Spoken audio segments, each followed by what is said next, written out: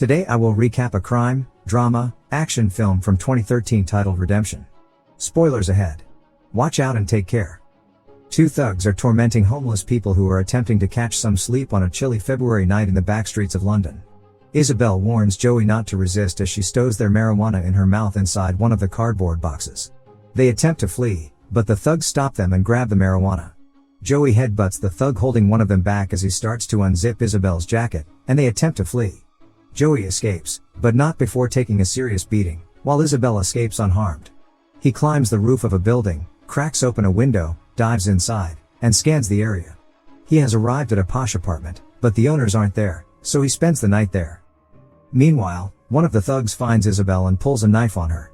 In the morning, Joey takes a shower, shaves his hair, and looks half decent as he's leaving the apartment. On his way out, the phone rings, and he goes to voicemail, where he learns that the owner, Damon, is in New York and won't be back at the apartment until October 1st. Joey makes himself at home and goes through the mail. He finds a newly issued debit card with the pin enclosed, so he heads to an ATM, withdraws cash, and gets wasted. Joey's walking through London at night and having flashbacks of his time in Afghanistan. He stumbles into a homeless shelter where Sister Christina is serving soup and says he's looking for someone named Isabel. Christina recognizes Joey and asks him where he got the clothes. He doesn't respond, but he gives her £500 and tells her to buy herself something nice. The next day, Christina discusses the gift with the Mother Superior of the convent, who tells her to allocate the money to one of their funds. Christina asks if she can keep a portion to buy something that she has been praying for. The head nun agrees, so she goes to the theater to buy a ticket for the ballet. The ticket salesman tells her that all the tickets are sold out, except for one, a box ticket for the farewell show on the 1st of October for £500. Joey wakes up from a bad dream and realizes that he is hallucinating when he sees hummingbirds flying around the apartment and a man being hung from the ceiling. He goes to the soup kitchen and asks Christina for antibiotics, but she tells him to go to the emergency room. He explains that he can't because he's avoided the court-martial since leaving the special forces, and there will be no forgiveness for him. Christina takes mercy on him and asks him what he needs. He says that he has 2 broken ribs and an infection that will kill him if it spreads to the bone. She gets him antibiotics and painkillers and tells him that she's asked around about Isabel. He asks how she knows about Isabel and if he did something stupid last night. Christina realizes that he can't remember but doesn't mention the £500 and tells him that Isabel doesn't come for food anymore. Back at the apartment, Joey pours his booze down the drain and takes his antibiotics religiously. He finds the keys to Damon's black Mercedes and drives around the city, putting up posters with Damon's number for Isabel to call him on. He gets a voicemail from Isabel, telling him not to look for her and not to worry. She says she's agreed to work for the thugs for a few weeks until she has enough money for a deposit on a place up north. A man sporting an expensive suit and a scar above his eye meets up with the thug who pulled a knife on Isabel. They walk into a parcel delivery store late at night, and the man scopes out 3 blondes, one of them is Isabel. It turns out that she's working as a call girl at an underground brothel run by the thug. It's a sunny afternoon in March when Joey arrives back at the apartment with groceries. He's making himself a health drink when someone buzzes at the door. When he doesn't answer, a woman's voice exclaims that she saw someone go in and that she'll call the police. Joey opens the door, and she asks him who he is, so he tells her that he's one of Damon's boyfriends. He says Damon told him to stay there for the summer and get his life back together. Joey is working in a Chinese kitchen and cuts up Damon's debit card. He's exercising on the rooftop and doubles as a kind of unpaid bouncer when there's trouble at the Chinese restaurant. One night, the head waiter summons him to get rid of a group of guys who are getting rowdy. When he escorts the guys outside, they become agitated, and one of them tries to punch him. The restaurant owner watches as Joey takes care of the guys without breaking a sweat and asks the head waiter who he is. Joey is hired by Mr. Choi as a driver who also does his dirty work for him. He's earning stacks of cash helping Mr. Choi establish new rules in the neighborhood, delivering dope, and collecting payments for him. One night, a delivery guy rocks up at the soup kitchen to deliver a bunch of pizzas for the homeless. Christina realizes that it's not a mistake when he says that the order was paid for by Joey Jones. From then on, Joey regularly ordered takeaways for the homeless. In July, Joey follows Dawn into a grocery store and gets her attention. She's angry because he's wearing an expensive suit while she and his daughter are living on £25 a week. She says she lost her job and asks what he's been doing, so he tells her that he's been fighting. She begins throwing things at him, but he stops her and gives her a wad of money and tells her that there's a lot more where that came from. Christina finds piles of boxes and a dress outside the convent, along with a note inviting her out. She goes to meet Joey, who is barbecuing on the street behind the Chinese restaurant. She tells him that this is a very strange thing to be doing and asks him if he has psychological problems, which he doesn't deny. She says that she has news and shows him a photo of a girl that was found in the river. She says that the police came to her because they were looking for someone to help them identify the girl. He doesn't want to look at the photo, but he does, and he recognizes Isabel immediately. Joey burns the picture and sits down to eat his steak. He asks her if it was one of those rich guys that killed Isabel, and Christina confirms that the police think she was killed by a client. Joey throws over a table in a fit of rage, which upsets Christina. She tells him that he's a hypocrite for complaining about Isabel when the autopsy revealed dope in Isabel's system and he's the one who's dealing it.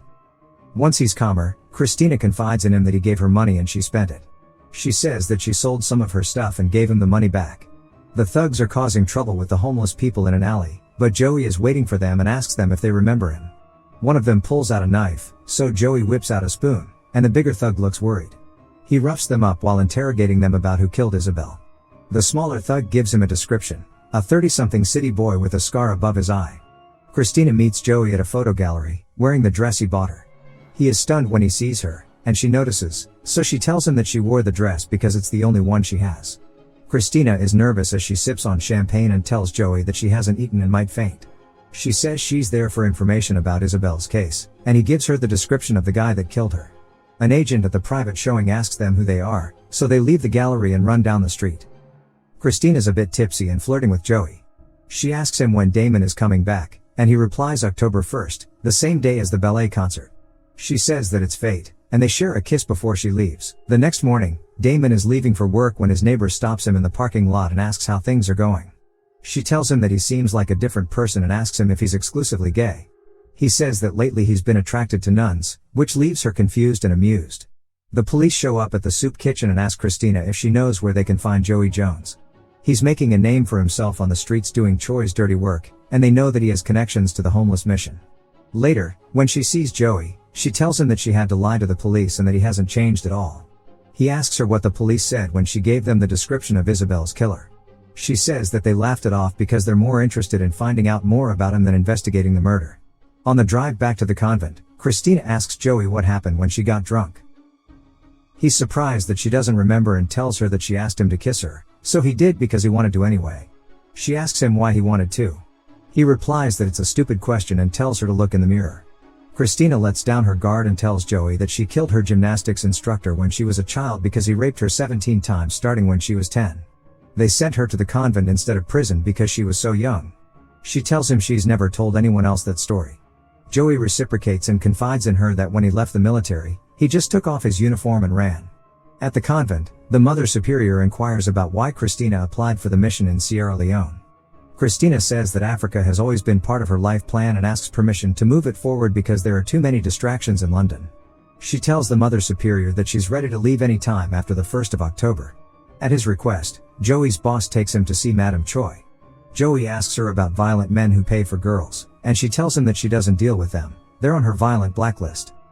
He gives her the description of Isabel's killer, and she confirms that she knows who he is. She says that she will reveal the identity of the man in return for a favor. The man with a scar above his eye is roughing up a young woman who clearly wasn't expecting it. Another young woman who is in the house hears the commotion and approaches the room, where she sees the man's coat hanging outside in the hallway. She checks his pockets and finds an invitation to a rooftop cocktail party addressed to Max. Joey fetches a truck loaded with stowaway migrant workers for Madame Choi and delivers the truck to a warehouse.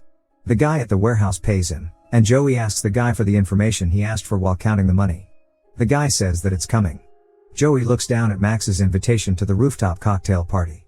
It's the 1st of October, and Christina goes to the park because Joey has asked her to meet him there to take pictures of him for his daughter. He says he wants her to have photographs of him looking like a normal man, a good man, so that she has something to remember him by when she gets older. Christina asks if he won't see her. He says that he doesn't think he'll look like this for much longer. Christina is concerned and asks why he won't look like this. He doesn't answer. They go for coffee, and she asks Joey to send her a few of the pictures so she can take them with her to Africa. She says she's leaving tomorrow and that she wants to end her crazy patch in London with him. Joey smiles at her. They end up at Damon's apartment and get intimate. After they're done, Damon gets home and tries to open the door, but he can't get in because the door is locked from the inside. They run out the back, down the fire escape, and onto the street, where he tells her that there's enough money in his bag for them to start over somewhere. Christina stops him and says that if he wants to be a good man, he must be a good man. She kisses him passionately and asks him to join her at the ballet tonight at 7. Joey is torn as he watches her walk away. Joey goes to Dawn's house, and his daughter answers the door, but she doesn't know who he is. He puts the bag of money down and tells her it's for her mother, and he hands her the envelope of photos and tells her it's for her. Christina is waiting for Joey outside the ballet, but he doesn't show. He goes to the rooftop cocktail party instead, where he finds Max and starts up a conversation. Max becomes concerned and asks Joey who he is, but Joey doesn't answer and throws him off the rooftop in plain sight of the other guests. As Christina is leaving the ballet, she sees Joey passed out on the side of the road with a beer bottle in his hand. He wakes up and tells her that he hurts people when he's sober and healthy. He starts crying, and she comforts him. The next morning, Christina opened a letter from Joey on her way to the airport. In the letter, he tells her that he sent Damon the money he stole plus extra for rent. He says that he left the boys at the homeless mission some pizza money and sent the details of the human smugglers to the police. He tells her that he was alive for one summer, and he's glad that he spent it with her. The police confirm Joey's appearance as he walks down the street swigging a bottle. They warn people to approach him with extreme caution. The end. Thanks for watching. Please don't forget to hit the like and subscribe buttons for more contents like this.